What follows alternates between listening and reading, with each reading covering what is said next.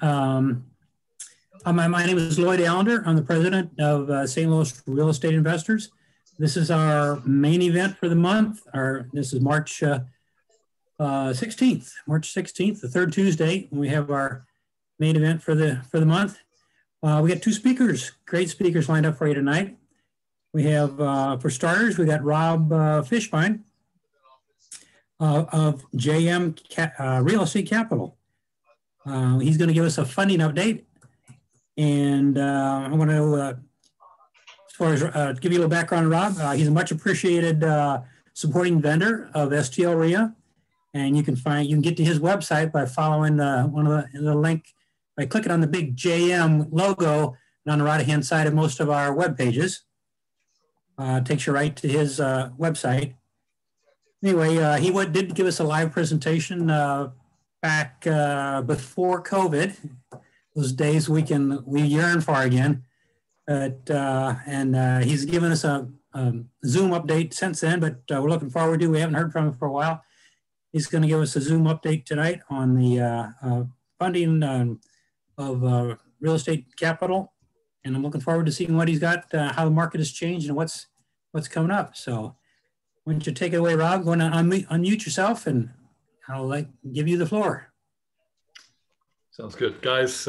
Thank you for having me on, John. It was a pleasure. We talked several times over the last few months. Kind of like, it's kind of sad that this isn't in person. I miss. I like St. Louis. It's beautiful, beautiful city. Anywho, funding. I have to admit, and I admit when I'm wrong. I thought we'd have a crash like 08, 09, 010, and I was wrong. So anyway, the outlook though, I don't know if there's going to be bubbling up or anything, but certain states and certain around the country are getting kind of frothy in the numbers. I'd be concerned, and I always caution everybody to not to overpay. If you have a number in your head that you did your research and you make an offer on a property and you say to yourself, I'm not going over $70,000, obviously start under that and work your way there. They ask you for another 1,000. You're going to hold fast at 70. You stick to your guns, stick to your numbers. Don't ever overpay. I don't care. I mean, some of the deals out there though that you walk away from are the best deals you'll ever make. Because I've heard horror stories, and I've heard people how they look back and like, thank God I wasn't there. A little background about me: I was on Wall Street before the lending business, and I was in Two World Trade Center, and I was having a hard time. It was right after the Y2K. The market wasn't looking very pretty. When the Nasdaq started dropping. I don't know if you guys remember that, but I walked away from a career on Wall Street August 10th, 2001. I walked out of Two World Trade Center, feeling like, why? I was down in the dumps, and look back and a month later and say, thank God I wasn't there. So I encourage you guys to just stick to your guns when you're doing a deal. Don't overpay. So what? So somebody else is going to make a few bucks. Let them make a few bucks. All right. Sometimes you're right and sometimes you're wrong, but you always stick to your guns. The going back to what I was saying before, I was wrong. For a couple of months there, right after the lockdowns, financing in my industry, in the private money industry, for rehabs and for ground up construction and for long-term rentals. Did that scare you away, Tony? I'm sorry. Anyway, for these type of loans, they went the other way. People were scared and they walked away from the market. And I was quoting people at 7.75%, 8%, even as low as 7% on a rehab. And a week after this got started, 2 weeks after it got started, the lockdowns, that is, I was quoting people 12% on the same experienced borrower, same high credit score, same rates. And I thought we were headed for doomsday. I thought, well, the business is over, I guess I'm glad I'm licensed and I could do conventional and FHA mortgages too, because those rates went the other way. They went down, they went low, and they're still pretty low actually. Anywho, today it's better than, it's almost as good as it was, because I just quoted somebody on a rehab, total loan amount about $225,000. I quoted them 7 3/4 and 2.5 points on a 12-month IO rehab, which was pretty darn good. I don't know what rates you guys are paying, but people call me a hard money lender. I'm not hard money. I'm private money. We get most of our money from hedge funds, so I can compete very, very solidly with some of your sources. Okay, not only did I give this gentleman 7 3/4, I gave him 90% of his purchase price and 100% of his rehab.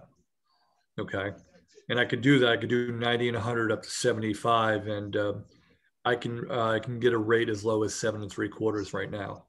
So you guys would experience and you need money for a rehab, I'd be happy to help you. Why don't you give me a buzz? You can go to a website. I'll give you our contact information in a minute. Also rental loans, okay? Those also, they spiked as high as 9-10%. And unfortunately, I made a couple of enemies. People were upset with me that I couldn't honor. The market just wasn't there. It went to 9-10%. I couldn't do anything about it, because nobody was going to buy the loan.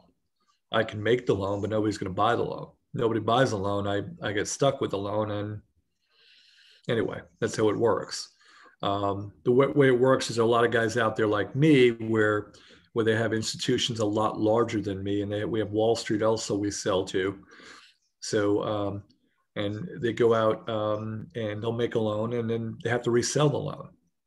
So, okay, I'm not as fast as your guy down the street with private money, but I've got trillions of dollars to lend. So I'm never going to run out of money.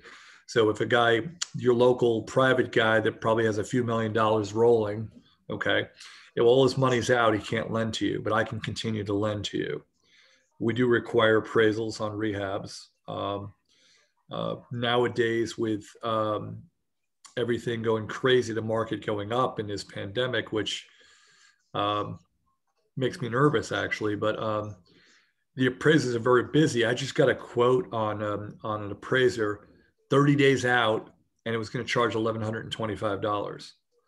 Well, I didn't, yeah, exactly. I didn't let my client take that.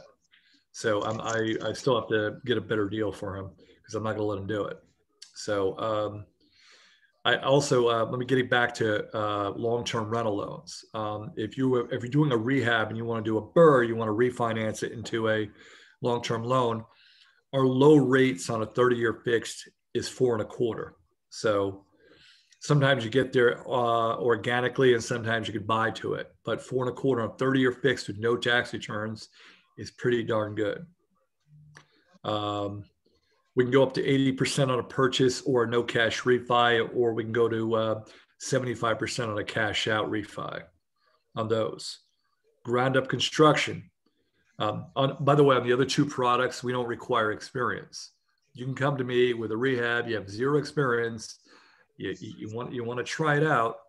I mean, obviously your LTVs are going to be lower and your rates are going to be higher, but we will deal with newbies. We'll help you out as rentals as well. But for ground up construction, you need if you need money from me, you need at least one experience or one of your partners with experience actually doing a ground up and selling. I'm not talking about guys that do the construction and they built like 1,000 houses, but they've never done one by themselves. I wouldn't count that as experience. So LTVs on that as high as 75% of the land and 100% of your build cost, going to 70% of the after repair value. Again, very aggressive. And the rates as low as 8%, 8.5%, sometimes higher depending on your experience, your credit, and whatnot, but we'll do the deal. As far as the, I'll get back to, let me go back a step also on the 30-year fixed, and the rehabs will go down to 600 FICO score. You're not going to get as aggressive as LTV, and your rates can be higher, but we'll go down there if you need be, or you can, if your partner has a much better credit, we'll use the partner. We use the partner to do the loan. So there's a lot of money out there. The thing that makes me nervous, though, I told you that things are starting to get frothy, is at one point, the government's going to say, renters, we're not going to protect you anymore. They have to at one point. And, banks are going to make people pay for their mortgages. I mean, they're not going to just keep letting go on forbearance forever. Okay. And when that hits the fan, I'm sure there's going to be a lot of business out there at much cheaper prices. So paying up for property, again, is never a good idea. And I think in this market is an extremely bad idea. That's about it for now. That's what I got for now. I want to open up the floor to questions. I'm sure people out there have some questions of me, and I'd be happy to answer them. I'll help you out, Rob. You're 4.25 for long-term rentals. Is that a fixed rate for the 30 years, or is that a adjust annually? Is Dwayne, I think, was speaking? Yep. Yes. Yeah, I'm the one that gets paid by John to ask questions. No, that is, no. I just don't want to know who I'm addressing. Dwayne, it's a 4.25. It's 30-year fixed. Okay. 30-year amortization. Okay. We don't want to put you in there for 2 or 3 years and have the rates jump up on you and you have to refinance. That puts you in a bad position. My 30-year fixed actually is my best rate right now in those long-term loans. People say, oh, but I want a 15. I want to pay off early. Well, I'll give some advice to free advice. Listen to me, don't listen to me. But I don't know why anybody would want to pay off early in this business. Okay. Just pay it on time, especially your mortgage, because your mortgage is part of your write-off at rates this low. You can take that money, save it up, and put a down payment on something else. Don't pay off your mortgage early. That's crazy. Pay it off when you sell it. As long as you have money in the bank or some reserves, you don't need to. You can pay it off anytime. You don't need to pay it off. Don't pay it off. Take that money and roll it into another deal. Be Donald Trump. Do 1,000 properties. Do what you want. Don't pay it off. You'll have the money as long as you have a good renter and you have reserves.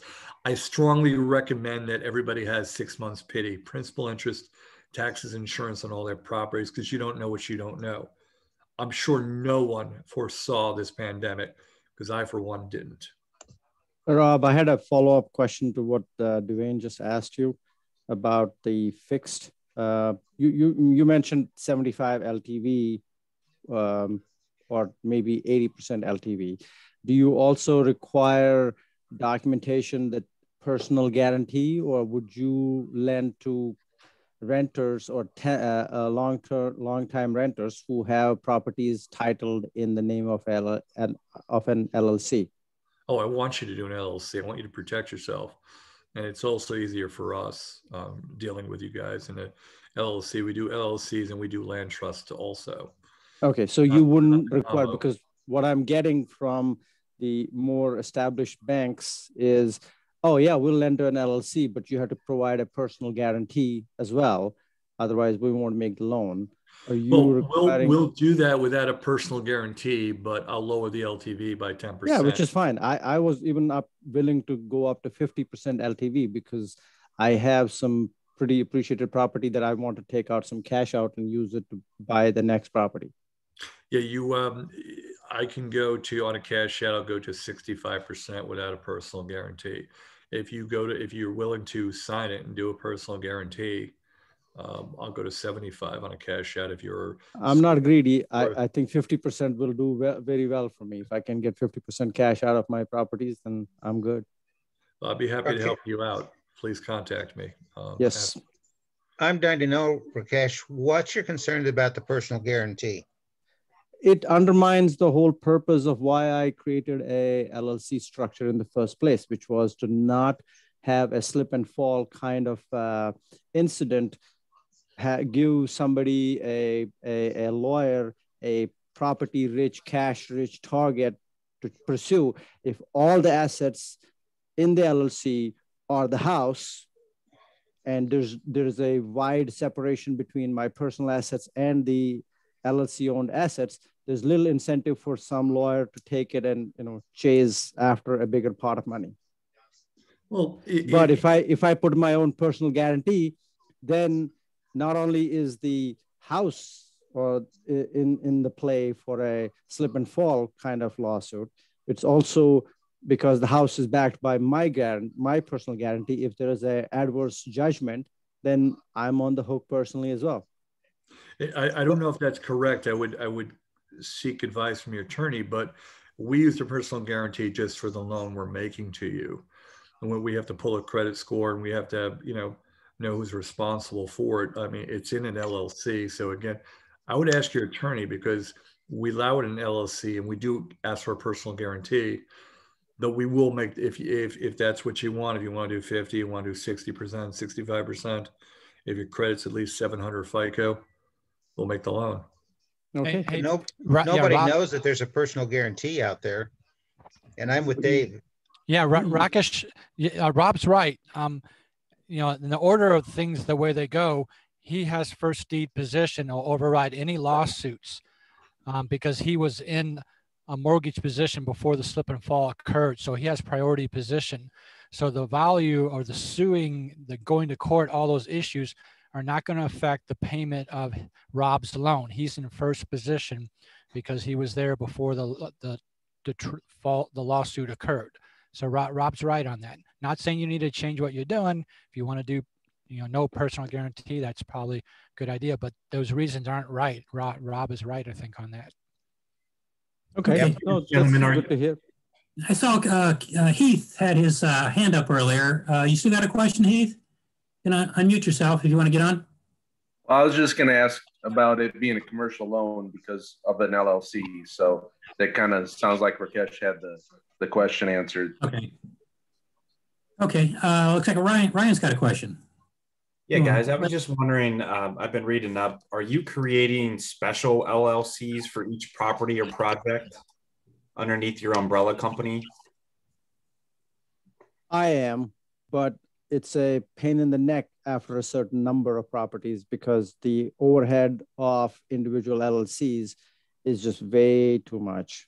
Right. Yeah, it seemed like it was going to be a lot of paperwork for each and every single property, or whether it be a rental or a flip. Well, I think our next speaker, Brian, might have some cures for the paperwork issues with, he's going to be talking about trust. Oh, there you go. Hang on to those ideas.